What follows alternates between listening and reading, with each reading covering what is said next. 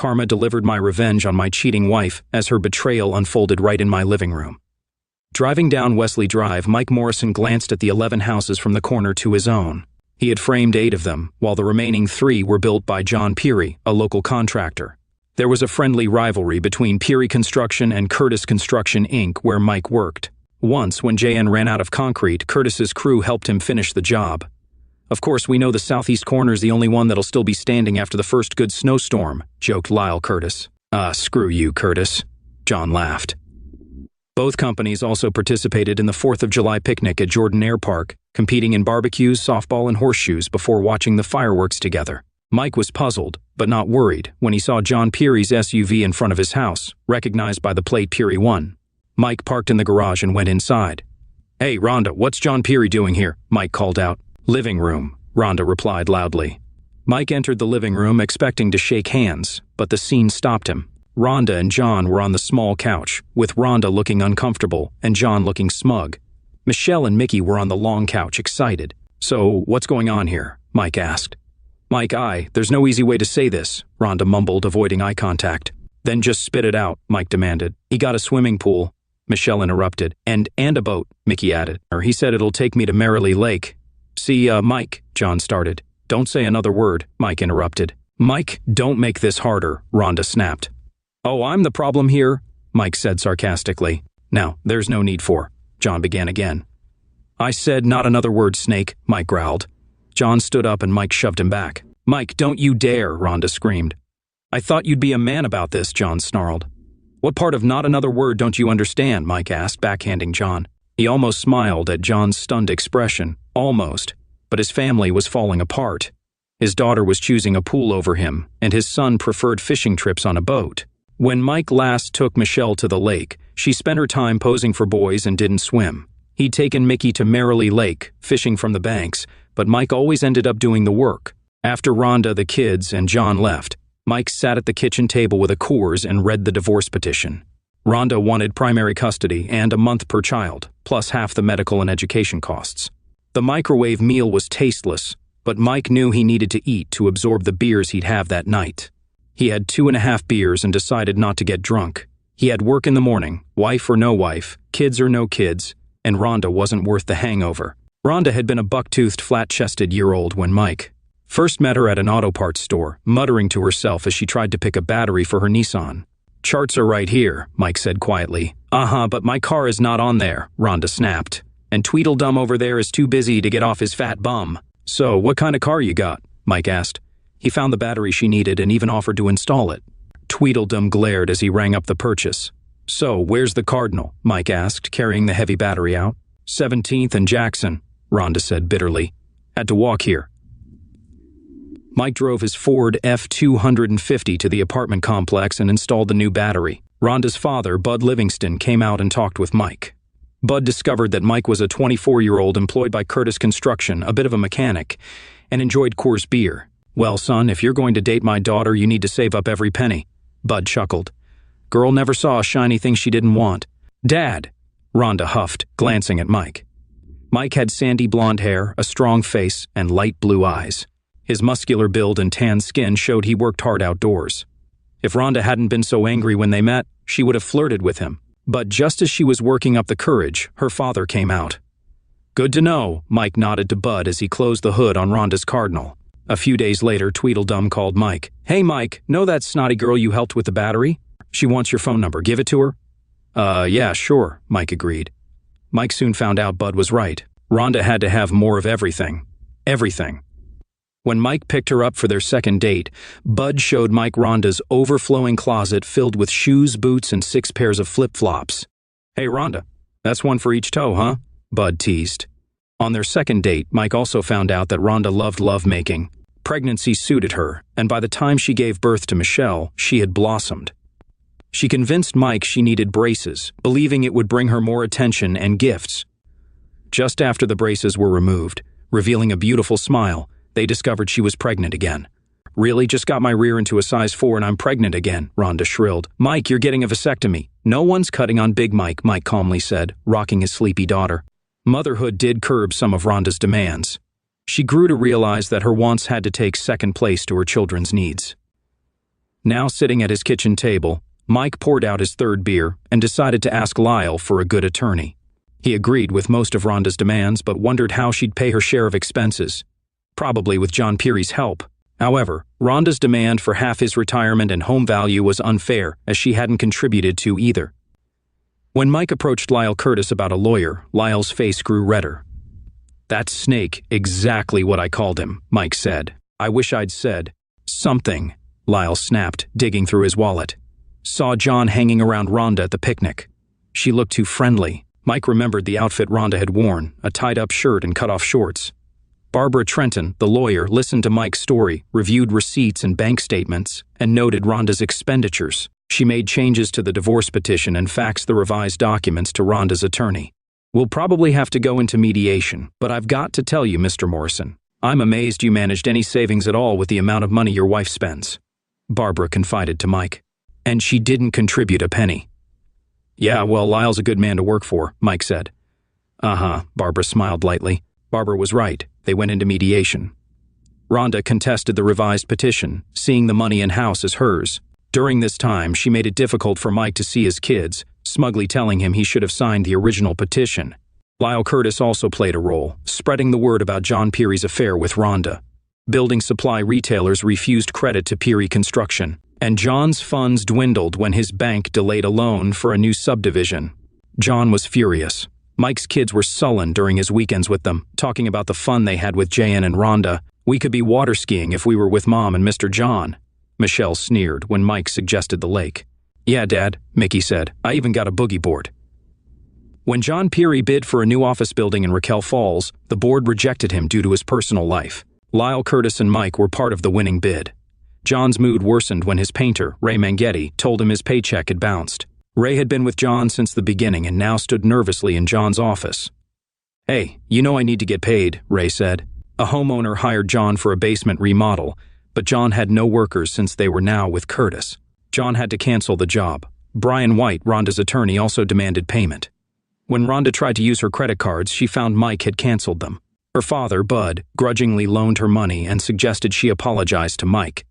In mediation, Michael Schiff reviewed the petitions and bank statements. He frowned when he heard Rhonda's smug response to Mike about not seeing his kids if he didn't sign the original petition. "So, Mrs. Morrison, the children are pawns for money?" Michael snapped. "It's not like that," Brian White said. "But Mrs. Morrison does have expenses."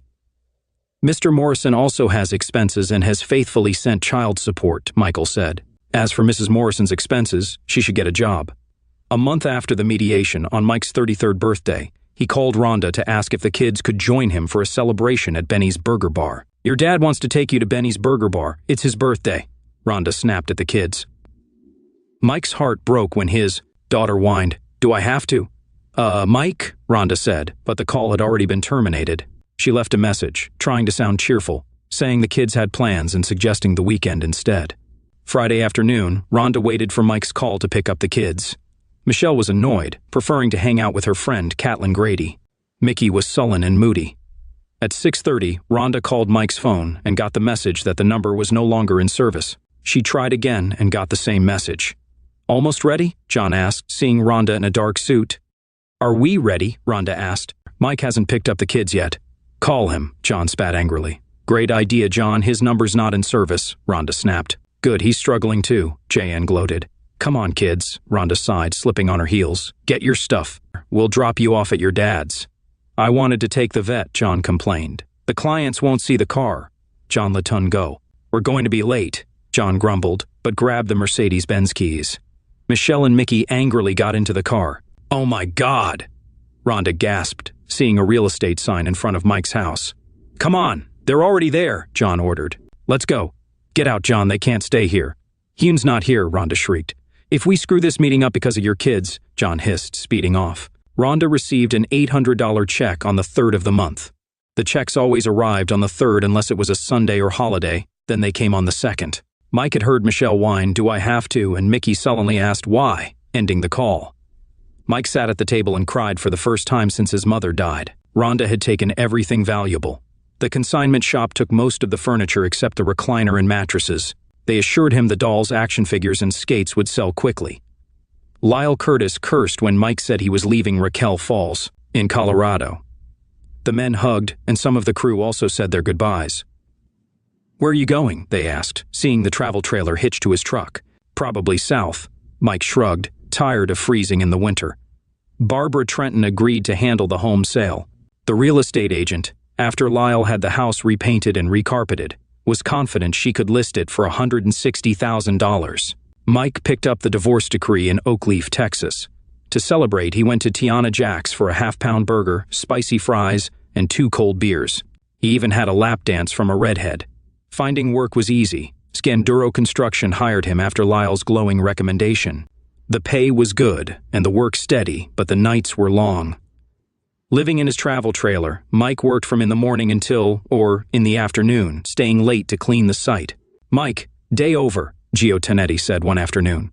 "Uh-huh," Mike said, sweeping up. "Wife's making meatloaf and red gravy. Come over," Gio said. "Thanks, but I think I'll." "Hurts my feelings. You going to say no to Catherine Marie's meatloaf?" Gio said. "Need to shower," Mike said. "Then do it. 12,117 Ferguson Drive here." "Okay," Mike agreed. The house was large, similar to those in Raquel Falls, Colorado. As Mike parked, homesickness hit him. Catherine Marie Tonetti, a French-Canadian, was plump and pale, contrasting with her dark, lanky husband, Gio. They were always touching, a hand pat here, a hip brush there.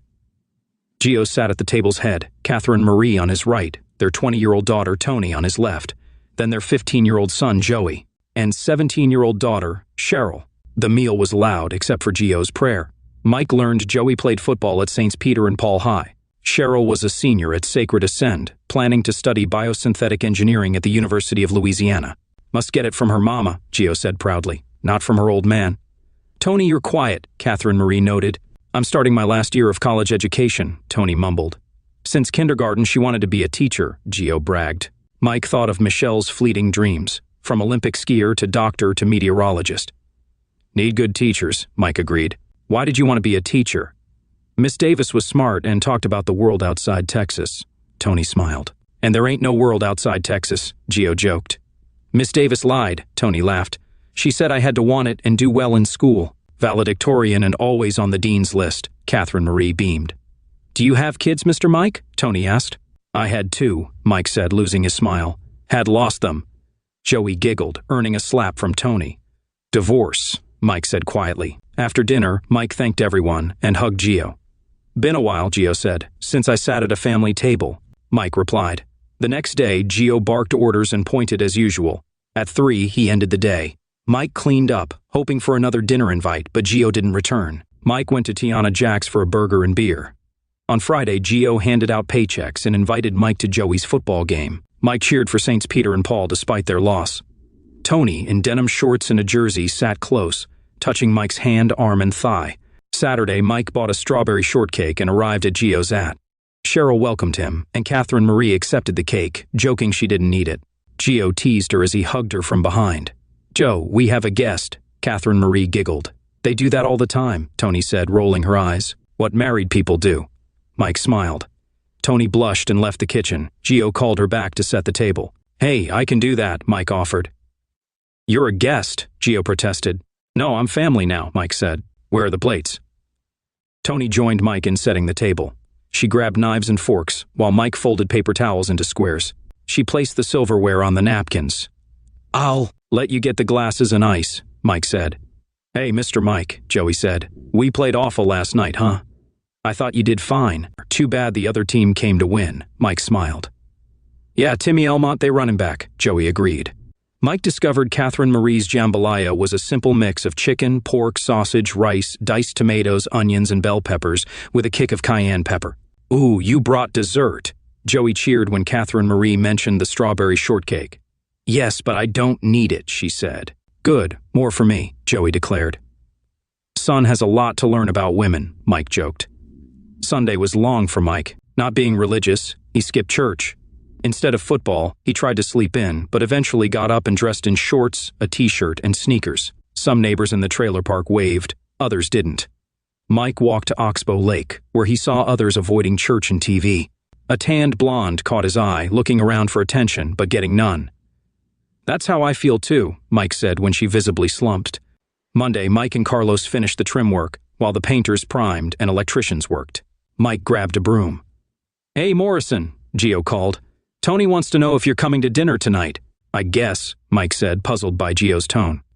She's only 20, half your age, Gio snapped. Hey, I haven't done anything, Mike protested. Gio stared, then turned to yell orders at the sheetrock crew. Mike left the job site, deciding Carlos and his cousin could handle the final touches. Barbara Trenton reviewed receipts and tapped on her keyboard before addressing Rhonda. So, half of, she began. Can you chip in more? Rhonda whined. Divorce was clear, a month per child, half medical and education expenses, Barbara said. But the car died, Ian, Rhonda complained. Mrs. Peary. It's Morrison, Rhonda snapped. Interesting. Your failure to plan isn't my client's concern, Barbara stated. Where is your client? He missed Michelle's birthday. We sent a card and a gift card for Benny's Burger Bar, Barbara replied. Her assistant brought in a check, which Barbara signed and slid to Rhonda. Thank you, Mrs. Peary. I apologize, Mrs. Morrison, Barbara said. Michelle's braces, Rhonda snapped. Mr. Morrison has paid his half for those and other expenses, Barbara said. How can I reach him? Rhonda pleaded. No, Barbara said coldly. Cow, I hope you have kids and deal with someone like you, Rhonda snapped. I raised 3 on my own after my husband left, Barbara replied, still typing. Wonder why he left you, Rhonda sniped. He found a selfish girl who didn't threaten his ego, but she bled him dry, and he tried to come back. I'm a maid woman and I work hard. I don't open my legs to get what I want. Now get out, Barbara retorted. Hello? Mike answered his phone. Catherine Marie is asking if you're coming to dinner. Gio said it's chicken katori, or her version of it. I don't think so, but... Mike started. If you don't come, I'm in trouble, Gio said. 6? Okay, Mike parked, making sure not to block the driveway with his travel trailer. Tony answered the door, smiling until she saw the trailer. Oh, you're going camping? She asked, smiling. No, I'm moving on, Mike admitted. Tony's eyes filled with tears and she ran inside. What the? Catherine Marie asked. What's wrong with her? Come on in, Mike, she greeted with a smile. Joey had set the table and Cheryl was getting the glasses. Tony, dinner's ready, Catherine Marie called. Antoinette Catherine Marie Tonetti, she yelled, standing up. She uses your full name, you're in trouble, Joey joked to Mike. Don't tell her mine, Mike smiled. I'll get her, Cheryl offered. Joe, say grace, I'll get her, Catherine Marie ordered. They hesitated, but then started eating. 2 plump blonde women with red eyes soon joined them. Mike, why are you leaving? Catherine Marie asked. My job's done, Mike said. As Gio looked up. We just started rolling it today, Gio said. But my part is finished, Mike pointed out. We're starting the Great Oak National Bank Monday after next, Gio argued. Mr. Mike, please stay, Tony whispered, eyes tearing up. She mouthed, please, at him. 5 years later, Rhonda Morrison drove down Roberts Drive, admiring the stunning homes. She stopped at, noticing the shiny travel trailer. Mike had poured a concrete pad for it despite her objections. The yard was neat and colorful with flowers and a wooden wheelbarrow. Rhonda approached the front door and rang the bell. A female voice called, Hi, I'm Rhonda. Does Mike Morrison live here? Rhonda said, flustered. And you are? The voice asked, neither friendly nor welcoming. Rhonda grew agitated. She had dressed to impress but felt sweaty and uncomfortable in the Texas heat. I'm Rhonda Morrison, his ex-wife, she said. Oh, does he know you were coming? The voice asked. No, Rhonda admitted. Just as she was about to ring again, the door opened. Mike looked better than ever, with streaks of silver in his blonde hair, a bronzed face, and a muscular build. Yes? He demanded. Hello, Mike, Rhonda said, smirking. Long time no see. Yes, Mike repeated. Can we talk somewhere? Rhonda asked. Right here's fine, Mike said. Michael, a beautiful young blonde said gently. Rhonda looked at the young woman, who had long blonde hair, green eyes, and a gentle expression. She was in a wrap, suggesting they had been swimming. Michael, take her to the sunroom, the woman said with a Texas twang. Fine, come on, Rhonda, Mike ordered. The blonde woman opened the doors to the sunroom and stepped outside. Rhonda saw a large swimming pool with children playing. The blonde removed her wrap and entered the pool, her body stunning. 5 minutes, start talking, Rhonda, Mike ordered, pulling her attention from the blonde playing with the children. Really? Rhonda snapped. We were together for 14 years. Can't you be nicer? Oh, I'm sorry. Would you like champagne caviar? Where are my manners? Mike replied sarcastically. Come on, get to it. Michelle's getting married next month, the 9th, Rhonda said. How far along is she? Mike asked bluntly. Rhonda blushed. 4.5 months. Mike, Rhonda responded. It would mean a lot if her dad walked her down the aisle, Rhonda said. Do I have to? Mike mimicked bitterly. Like when I wanted to spend my birthday with the kids and they said, do I have to? No, I won't tell her to get John Peary. What else? John Peary is no longer in our lives, Rhonda snapped. Mike said. He watched as a little girl jumped into the pool, smiling. He saw the women applaud. The girl ran to the doors. Daddy, did you see me? She shrieked. Yeah, I did, just like a big girl, Mike said, hugging her. I'm Audrey. I'm 4, the girl told Rhonda. Hello, Rhonda said. I'm sorry she ran in, the blonde woman apologized, entering.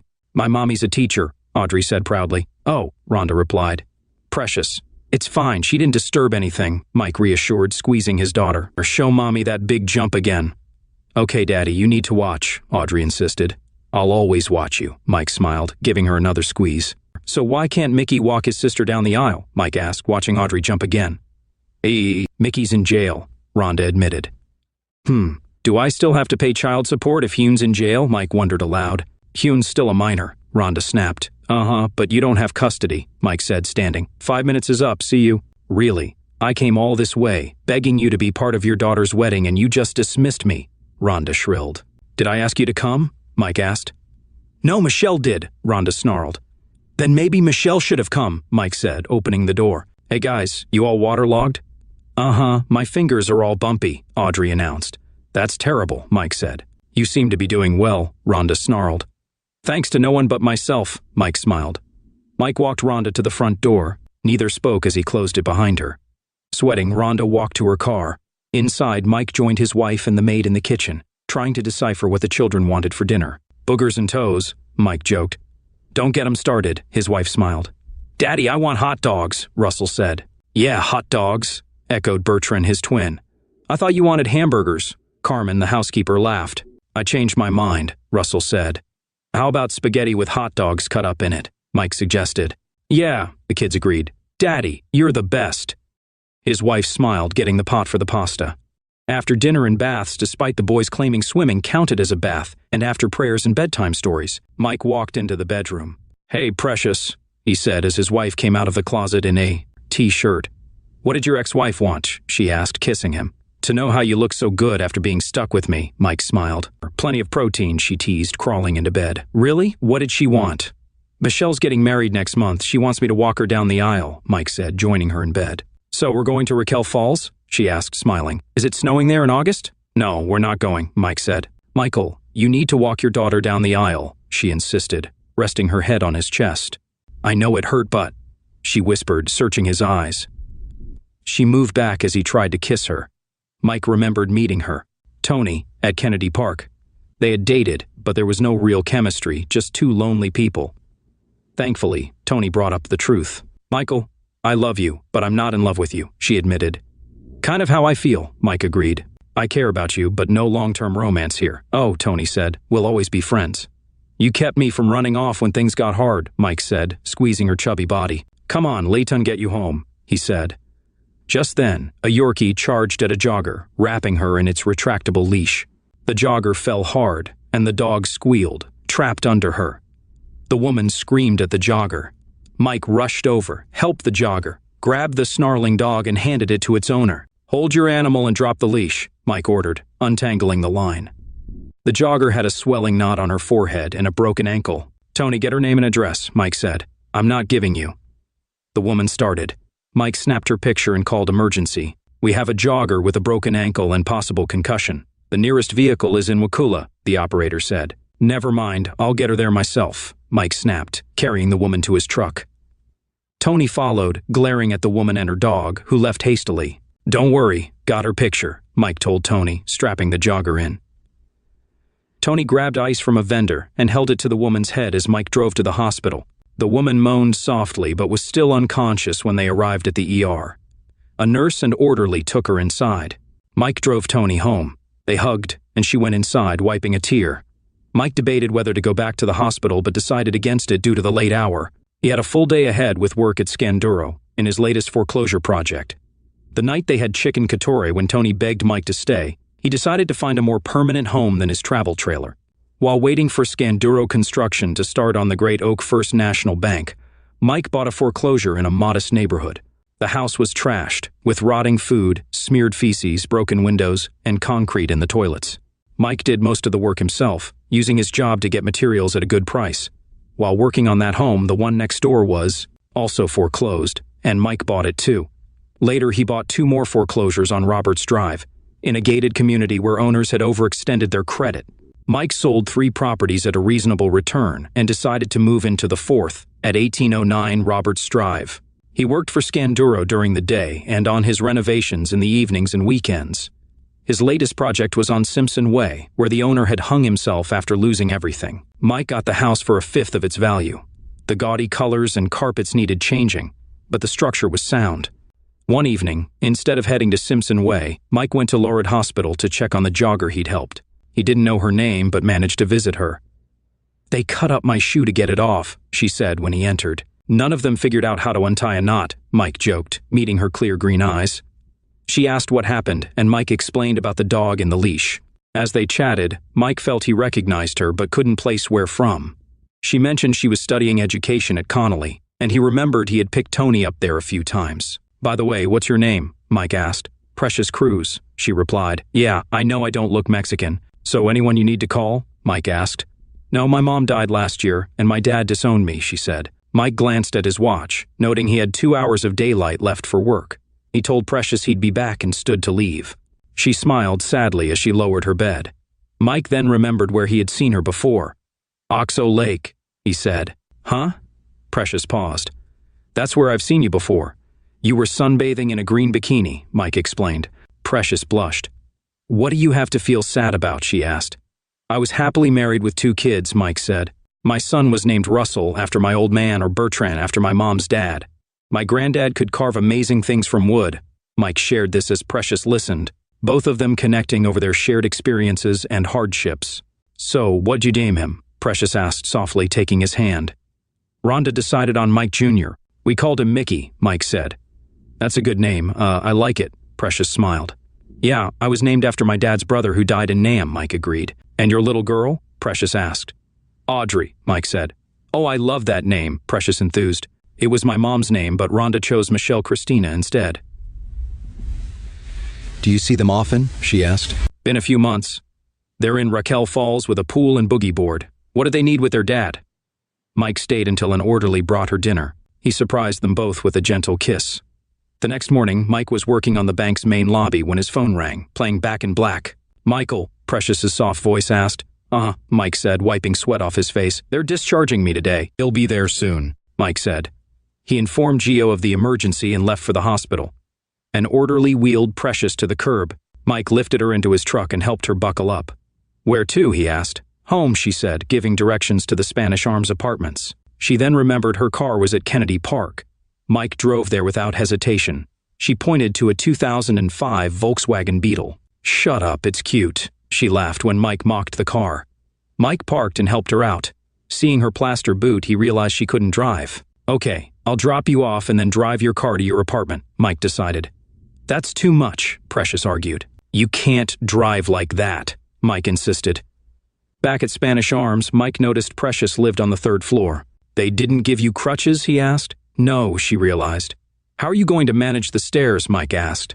"I don't know," she said, bursting into tears. "Get your key," Mike ordered.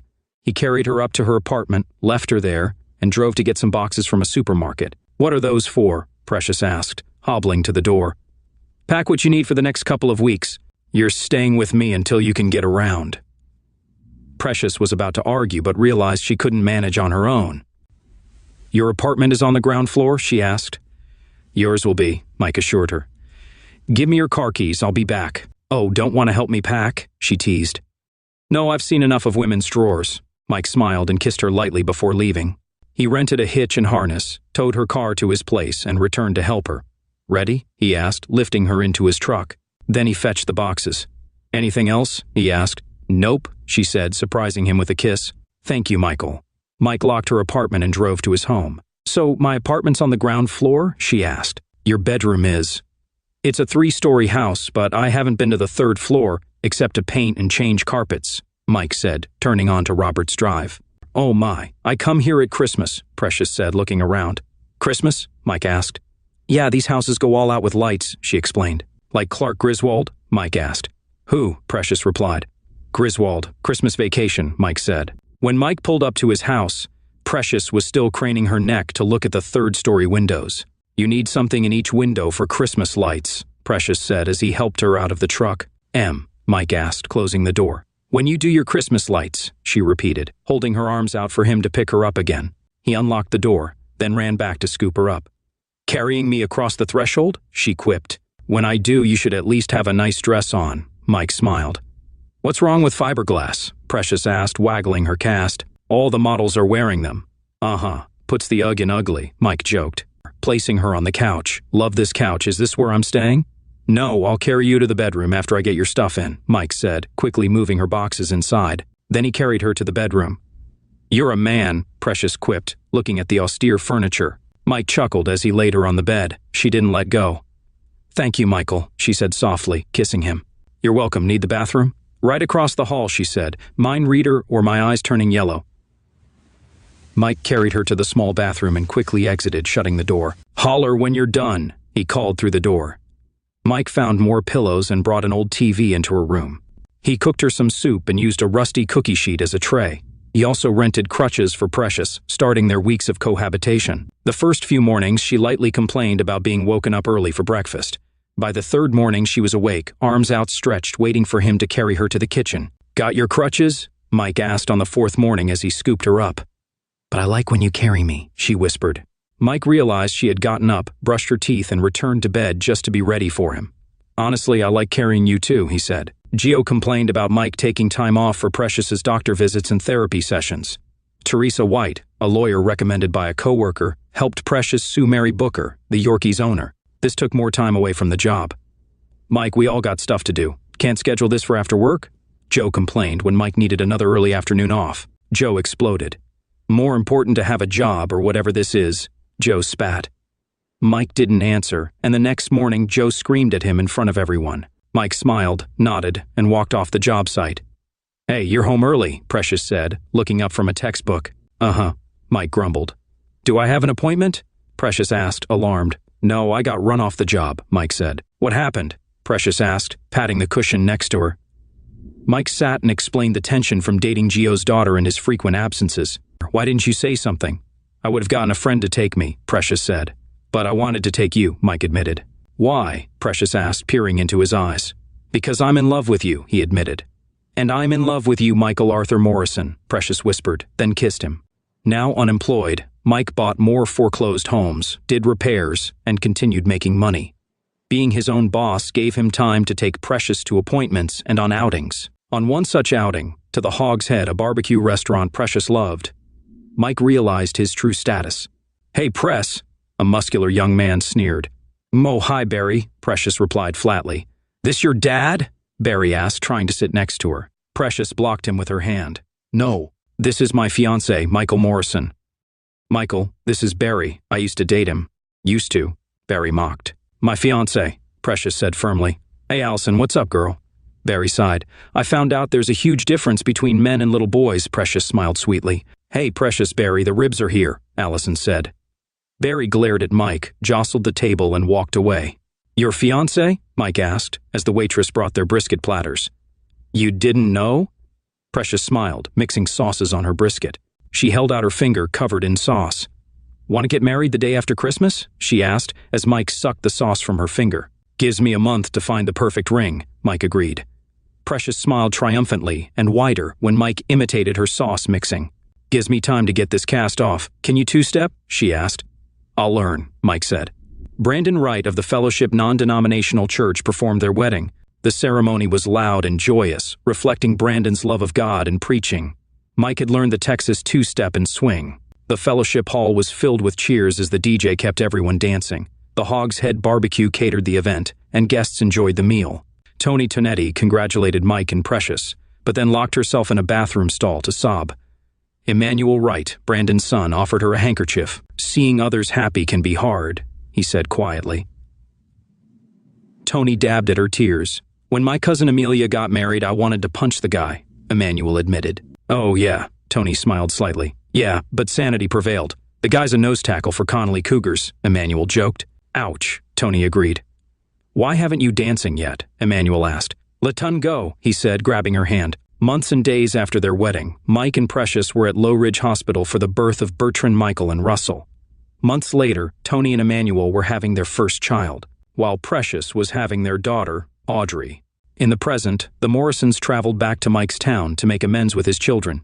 "I can't believe it," Mike grumbled as they stepped off the plane in Beanies, Colorado. "New Texas finally got tired of your ugly face," Lyle Curtis, Mike's former boss, joked as he hugged him. "Hey, Lyle, what are you doing here?" Mike laughed. "Less hair, more gut you," Lyle laughed. "I'm good. Lyle, meet my family." "Honey, don't worry about any incriminating evidence he has on you," Mike joked. "Morrison, huh?" Precious asked. "He thinks I'm blackmailing you," Mike explained. "No kidding." "Bertrand and Russell? I knew them," Lyle said, shaking the twins' hands. "And not scared of anything," Mike stated. "I know you booked a suite at the Hilton, but you're staying at my house," Lyle said, grabbing their suitcases. "Mr. Curtis," he joked. "You sure?" Precious asked. "Mr. Curtis?" Lyle asked. "That is my name," Precious said. "Oh, suits you," Lyle said. After they settled in with Mike and Precious in the guest room, Audrey in Lyle's daughter's old room, and the twins on the sofa bed, Mike took a deep breath. "I'll check on the boys," Precious said. "Give you some privacy," she said, kissing him. Love you, Mike said. "She's your daughter, Michael. She's a part of you," Precious counseled, then left the room. "Hello?" a guarded girl's voice answered. "Hey, it's your dad," Mike said. "Who? Oh, Dad," Michelle said. "Yeah, listen, we're in town and going to Benny's Burger Bar around 6. Would love to see you there," Mike said. "Yeah, sure," Michelle sneered. "I've got 1,000 of these dumb gift cards to use." "Great," Mike said and ended the call. Precious looked up from the video game Bertrand and Russell were playing when Mike entered, noticing his scowl.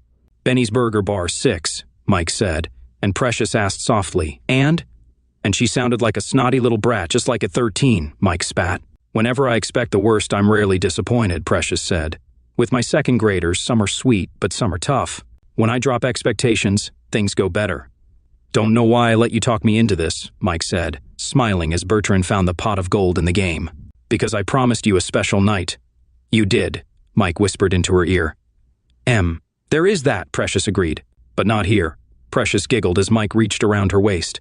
At 6, Mike herded Audrey and Russell into the restaurant, with Precious and Bertrand just behind. Bertrand had spotted a Porsche and wanted a closer look. Mike scanned the room, feeling disappointment and anger when he didn't see Michelle. "She here?" Precious whispered, taking Mike's hand. "Nope," Mike said bluntly. "Maybe she's stuck in traffic?" Precious suggested. "Did you see any traffic out there?" Mike asked harshly. "Raquel Falls doesn't have traffic jams. So how do we do this?" Precious asked, helping guide the kids to the counter. "First, you order your burger, pound, or 1 PB, Mike said. "A LB?" Audrey asked. "Daddy's joking, it's 1 pound, Precious giggled. "Then you choose bacon, cheese, or both." "How about half bacon, half cheese?" Russell asked. "Now you're getting it," Mike said. "Then when the burger's ready, you go to the bar with over 40 toppings." "Boogers?" Bertrand asked. "Bertrand," Precious said disapprovingly. "No, those you bring yourself," Mike said. "But there's blue cheese, salsa, jalapenos, onion straws. Sounds like you've been here before." The girl behind the counter smiled. "Used to be my favorite place," Mike admitted. Michelle arrived minutes late, nodded at Mike, dawdled over ordering and fixing her burger. "Aye," she snapped, slapping her tray down. "About 5 months along?" Mike asked, noting her paunch. "Uh-huh," Michelle said, stuffing her mouth with burger. "I'm 2 months along," Precious said, trying to connect. "That's nice," Michelle said. "So, Dad, let's get to it. Your mother says you're getting married this Saturday," Mike said, fighting his anger. "Yeah, heard. You said who cares," Michelle replied. "Anyway, I came to see you get married. Wanted you to meet your brothers and sister," Mike said. "Fine," Michelle said, gulping soda. "I'm Precious," Precious offered. "I'm sure you are," Michelle smirked. "That's her name," Mike said through clenched teeth. "Precious Morrison. This is Audrey, I'm 4, Audrey announced. "And the big guys are Bertrand and Russell," Mike said. "Guys, this is your big sister, Michelle." "Hi," Bertrand said. "I'm 4, Audrey repeated. "Hi," Russell said. "So you thought I'd be all, 'Oh, hi, great to see you. Don't worry about ditching me, huh?'" Michelle snarled. "No, I hoped you'd say, 'Hey, sorry I was a selfish brat, acted like spending time with my dad was a burden, but I've grown up.'" "Guess we're both disappointed," Mike spat. "Daddy said crap," Audrey whispered to Precious. "I heard him," Precious said, pinching Audrey's nose. "And I heard you say it too," she admonished. "Nah, I was just telling on Daddy," Audrey denied. "Don't bother, Daddy," Michelle spat, shoving her tray and spilling her drink. "Don't come to my wedding, I don't want you there." "No problem," Mike shrugged, grabbing the tray before the soda spilled. Weck, drop your present off at your mother's, Precious offered as Michelle stormed out.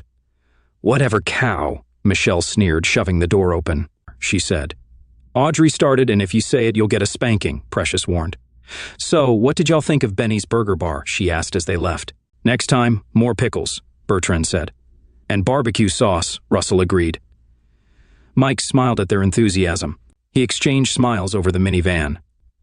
After dropping Precious and the kids off for ice cream, Mike drove to the address Barbara Trenton, his attorney, had given him. He double-checked the address when he pulled up to the dilapidated apartment complex. Yo, can't park there. That's my boy's spot, know what I'm saying? A boy about her said. The sign says visitors, Mike snapped, grabbing a wrapped package from the passenger seat. If you let me hold $5, the boy suggested. Ain't going to happen, and pull your pants up, kid, Mike said, keeping an eye on Liz's minivan as he knocked on Rhonda's door. He winced at the loud knock. What? Who's there? What do you want? Rhonda's voice was harsh. It's Mike, Mike called out, still watching the van. Here to drop off Michelle's wedding present. Yeah, heard the meeting went great, Rhonda smirked, opening the door. Where's Barbie? Who? Mike asked, thrusting the package at her. Your little Texas wife, Rhonda sneered. Go screw yourself, Mike spat. Thought you'd trade up, but can't stand it that I did great trade. Think I'll keep mine. Mike smiled and turned, ignoring Rhonda's tirade. He walked down the stairs and opened the van door, kept an eye on the wheels. About $1, the boy wheedled. Pull your pants up, any idea how ignorant you look? Mike snarled and slammed the van door. The kid gave Mike the finger. Mike revved the engine and put the van in gear. He laughed as the kid, eyes wide with fright, fell flat on his back. Mike reversed and texted Precious that he was on his way to Scooters. Daddy got you a double-dipped double chocolate, Precious said when Mike entered. Scooters got you a big old sloppy kiss, Mike said, and kissed Precious noisily. Michael quit, Precious giggled as the kids laughed. Mike's meeting with Mickey fared slightly better than with Michelle. The 17-year-old was sullen and uncommunicative, barely looking up from the table in the small room. Thanks for the cheap Benny's Burger Bar gift cards, Mickey finally sneered. You're welcome, Mike said easily. $10 don't buy anything at Benny's, Mickey said. I know, a quarter pound and fries with a drink is at least $14, Mike smiled. Then why'd you send a $10 gift card? Mickey asked angrily. So you'd have to pay a little yourself, Mike smiled. Why'd you even come here? Mickey demanded. Honestly, wanted to see if there was any of that kid left, Mike admitted. Saw your sister. There's nothing left of the girl who played a tree in her first grade play, smiling and waving at me. And I hoped there'd be some of that little buddy I went fishing with. Remember that rainbow trout, 612 LB? Mike said. First thing out of your mother's mouth. I ain't cleaning that thing, Mike recalled. But she ate the hell out of the fillets. How'd you get all those fillets? Mickey asked. Bought 3 more trout, Mike chuckled, stepping out into the hall. Dad, Mickey cried as the door slammed shut. Precious was true to her word. Mike tried to reconnect with his kids and even spoke with Barbara Trenton about helping Mickey. Barbara charged but represented Mickey in his trial. Mickey was sentenced to years in a state penitentiary but got assigned to 5 Tribes, a medium security facility. Mike learned he was a grandfather when Michelle gave birth to Louise Charlotte Schron, a LB, Oz baby who didn't live to see her 1-year anniversary. Mike's tears were heartfelt as he sent condolences to Michelle and her husband. Months later, Precious gave birth to Olivia Nicole Morrison. Mike was overjoyed but haunted by a strange sense of pain. He held his daughter but could never hold his granddaughter. Weeks later, tragedy struck again. Precious, waiting for Audrey to return from school, was hit by a speeding pickup truck. Audrey witnessed the accident. Hours later, Precious was on life support. Mike was stunned, processing the phone call that shattered his world. He drove to the hospital, feeling detached, holding Audrey but not feeling her touch. He saw Audrey crying but couldn't find words for her. His silence broke when the doctor finally said, Mr. Morrison, I tried my best. She is in a better place now. Mike stood in silence for what felt like an eternity, only coming back to his senses when Audrey shook his hand and asked, Can we see Mom? Mike knew it was time for the hardest conversation of his life. We might not see Mommy again. God asked her to come stay with him in heaven. She's in a deep sleep and might not wake up for a long time. He wasn't sure if Audrey understood, but she said, Okay, let her sleep. We should go home. The baby needs to feed. It's been a long time without Mommy. Mike didn't know if Audrey was playing a game or had grown up to become the lady of the house. 3 days later, Precious lay in her casket, dressed in her wedding gown. Mike placed his hand on her chest, feeling the absence of her heartbeat. For the first time, he couldn't hold back his tears, regretting never fully expressing his love. He looked up at the cross and prayed, "Just one moment, give her life, so I can tell her how much I loved her and feel her heartbeat one last time." Everyone gave their eulogies, and then Audrey, with a piece of paper in hand, walked to the stand. Mike, already teary-eyed, went to the men's room to cry in private. He could still hear Audrey's voice over the sound system. "My name is Audrey. I am 4 years old. My daddy must be in the potty. He doesn't like people to see him cry. My mom is the most beautiful and strongest woman. My daddy told me God wants her to stay with him for a while. I'm not sure when she'll be back, but I know she'll enjoy her stay. If my mom is watching me from heaven, I want her to know I love her and will miss her. My mom's name is Precious, and she is very precious to me and my daddy. My little sister can't speak yet, but I know she misses mommy too. So God, please send her back soon. Thank you, everyone. Please don't cry, my mommy is with God." Her speech brought tears to every eye. Mike quickly ran out, hugged Audrey, and let his tears flow. Audrey held him and whispered, "I'm here for you, Daddy." After the funeral, they went home. 2 years later, Mickey was out of prison but quickly fell back into old habits. He hired a hooker and got high on powder. They died in a car wreck he caused. Mike attended his funeral but didn't speak or console Rhonda. After everyone left, he placed a white flower on Mickey's grave. Rhonda stood behind him saying, "I'm sorry, Mike. If only I had kept the family together. My desire for more took away my husband, my family, and now my son. I never knew my actions would destroy everything." Mike said nothing and walked away. He saw Rhonda one last time at her funeral. Years later, Michelle handed him a letter from Rhonda. "Mom wanted you to have this." Mike pocketed the letter and read it at home. Rhonda had written just 3 words, "I am sorry." In her last days, she sought his forgiveness. Mike folded the letter and kept it in his drawer. That night, he stood on the porch, lost in thought, when his daughter joined him. "I saw the letter. Didn't I teach you not to read personal letters?" "Well, I forgot, but all she wanted was your forgiveness. She's gone now, so your hate won't affect her." "You sound like your mother," Mike said. "I can't help it. Must be in the genes. I did forgive her, just don't know if she'll ever know it. I forgave her when I married your mom. I just never told her. Now I can't." "You don't need to tell her, just tell yourself." Mike slept well that night, amazed at how a 14-year-old could talk like an adult. 23 years later, he was sleeping again, this time forever. Audrey gave his eulogy. "My name is Audrey. Last time I was here, I was 4 at my mom's funeral. That day, my daddy told me my mom was with God and we'd meet her one day. What he didn't tell me was the wait would be a lifetime. Today, my daddy beat me to it. He's finally with the one he loved. When Mom died, people said he'd become a booze user and wreck his life. But he loved her too much for that. He lived on to show how much he loved her. He never remarried or dated. For him, we were his life. He was both father and mother to us. He taught me about life, took me shopping for my prom dress, taught me to cook fish and be a good human. He ensured we were educated and had good lives. There aren't enough words to describe his kindness and love. I hope he finds his Precious in heaven, and Daddy, if you're watching, we all love you." Mike was laid to rest beside Precious. All his children stood together near the graves of 2 people who loved each other, now together forever.